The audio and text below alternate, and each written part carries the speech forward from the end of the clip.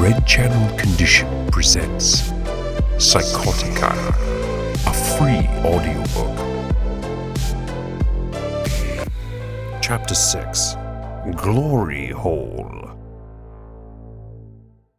A British tar is a soaring soul, as free as a mountain bird. His energetic fish should be ready to resist a dictatorial word. Picard sang as he, Bashir, and Lore made their way to Docking Bay 5.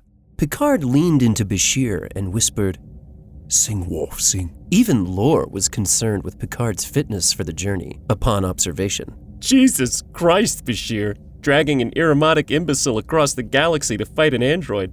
Are you up for the Carrington Award this year? The comment went without reaction from Bashir, who was actually taking note of what Picard was saying. How did he know we were on our way to see Worf?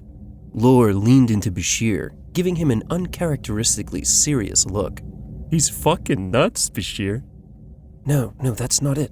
I mean, it's definitely related to his Irremotic syndrome, but on some level he seems aware of what we're doing. That's good. Lore rolled his eyes as the two men almost carried Picard to the bridge of the Reluctance. The turbolift doors had barely opened before Picard suddenly stood straight up, tightening every muscle in his smooth yet masculine body. He tugged his straitjacket and made his way directly to the captain's chair. Report. Main power. Switching to... Why did you do it? I'm having trouble keeping the impulse engines online. I've got Some of the way, Captain. Some of the choice of firing on them. I can't hold it. Continue on. The game is going. Maintain your position. Let's report. Picard opened his eyes to find Bashir and Lore standing above him, the bridge completely devoid of anyone else. His gargantuan balls left half dangling from the chair and half stuck to it, encased in a crystal of dry sweat. I've set course for Kronos. I think you'd better take him below, Bashir said to Lore.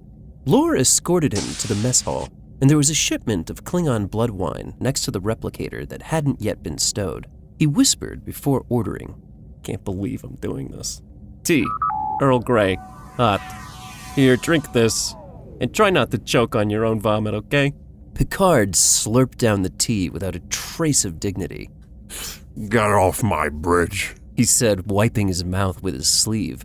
Lore shook his head while he exited, making his way back to the bridge. Picard, now alone, took notice of the blood wine containers and began to sing. Koi teles puju, koi lejen me hoxjo bash, soje mo e mamuchu, hoi blastes moga, ezejuko jactoli. Picard heard a voice join the vocals of the song.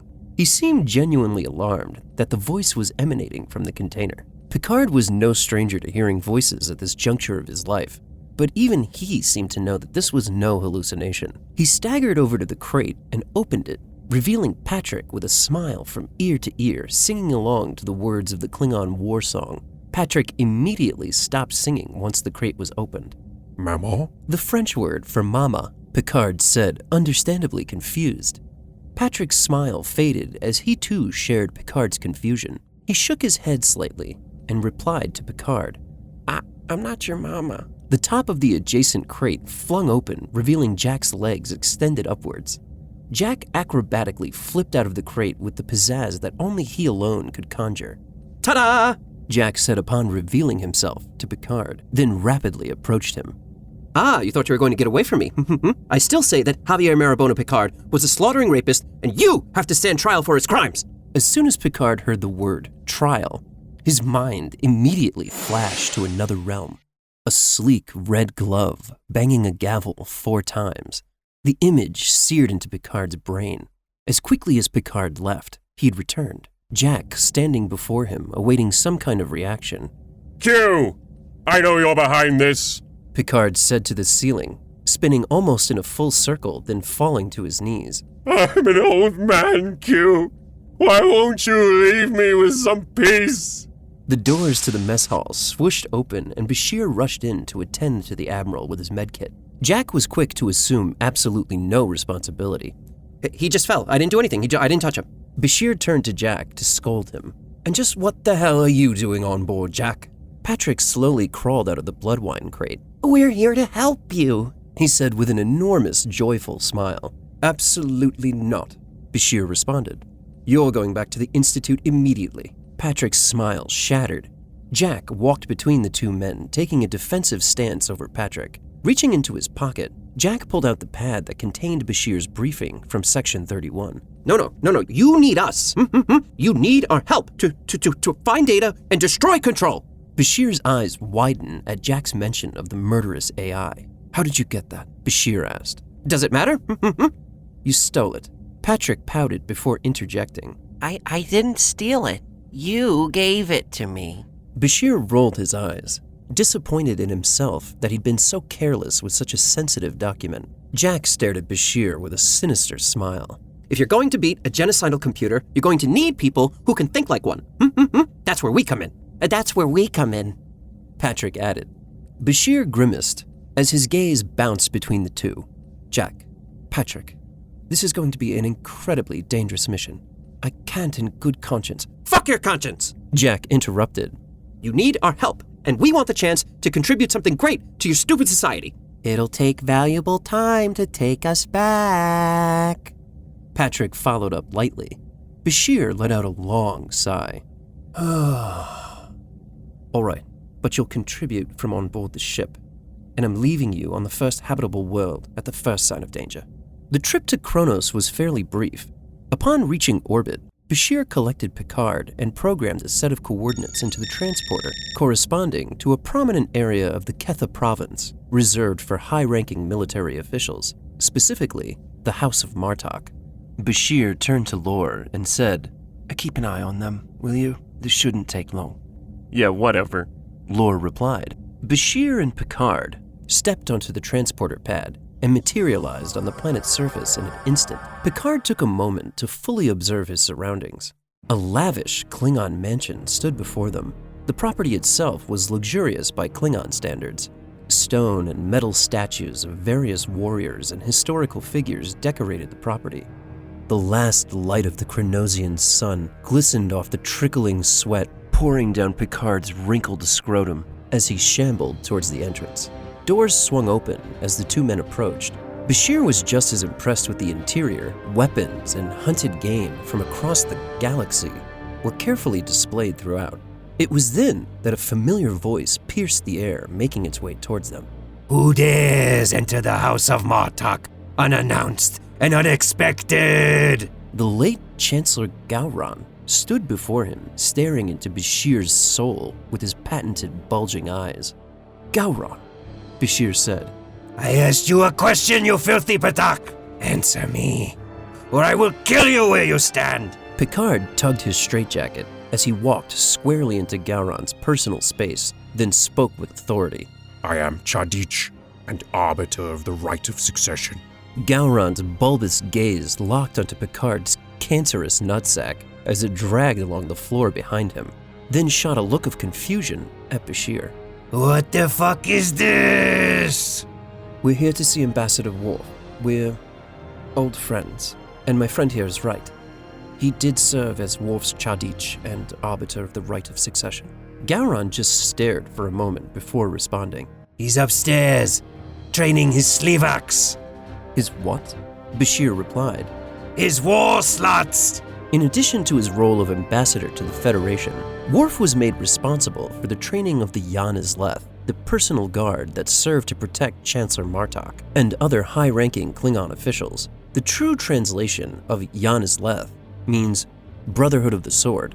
However, in the years since Worf took responsibility for their training, his personal detachment of the Jan-Isleth was more of a exclusive sisterhood. Bashir seemed very confused.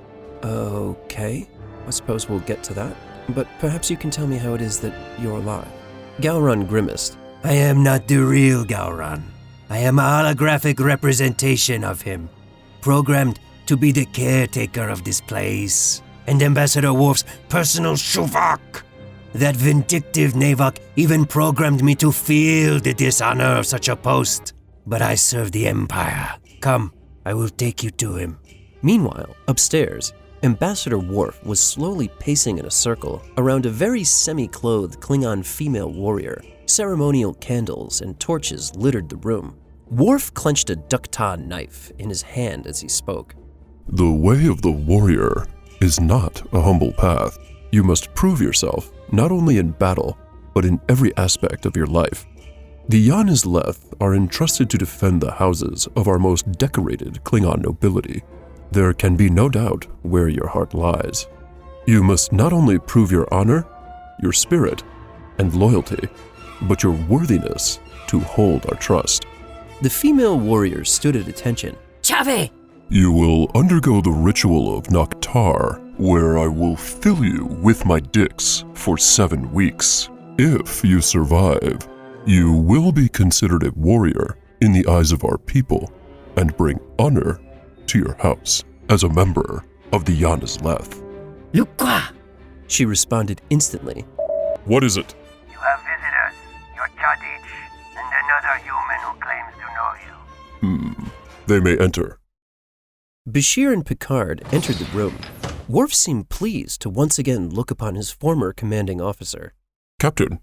Qapla'. Picard said as he shambled past Worf towards the female Klingon with his mouth agape, staring shamelessly at her breasts. His penis began twitching upwards, the characteristic sign of a forming erection.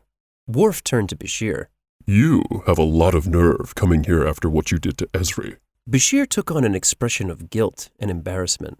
I'm not here to talk about. She found you engaged in homosexual activity with Chief O'Brien in the Ferengi's bar. His ejaculate still dripping from your face when you tried to explain yourself. I don't have to explain myself to you or anyone else. Who I choose to spend my time with is my business, Worf. You dishonor her name and her memory. Worf said, a murderous flare in his eyes as he stared intently at Dr. Bashir, then lunged with murderous intent with the ducta in hand. Defend yourself! Bashir's genetically engineered reflexes kicked in instantly, and he was able to deflect the knife, landing a punch squarely on the Klingon's face. Worf looked surprised for an instant, almost impressed, and followed up with a headbutt to Bashir, disorienting the good doctor. As he fell to the floor, Worf leapt on top of him, putting Bashir into a headlock with his legs. Bashir could actually feel the weight of Worf's dicks on his trachea, making it somewhat difficult for him to breathe. Perhaps there is a little Klingon in you, Doctor, and today you will die like one. Worf, we need your help. Bashir struggled to say. Worf raised the ducta high into the air, and just as he was about to swing down, Picard stumbled towards Worf and interrupted. Lieutenant! Picard said, stopping Worf in his tracks. You will disarm your weapons and escort us to Sector 001, where we will begin assimilating your culture and technology. Worf looked at Bashir. What the fuck is wrong with him?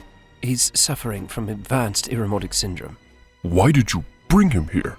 It's Commander Data.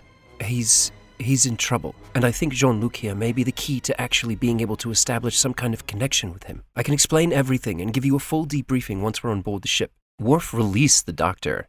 With the danger seemingly now past, Picard once again turned his attention to the female Klingon, his erection now at 100% full blast, as he let out a streaming gelatinous torrent of semen that shot across the room and actually extinguished one of Worf's candles. Uh-oh. Picard said, seeming embarrassed and actually turning blush. Please, Worf, I wouldn't ask unless I really needed your help. Very well, Doctor. I will do this, not for you, but for the Captain and Commander Data.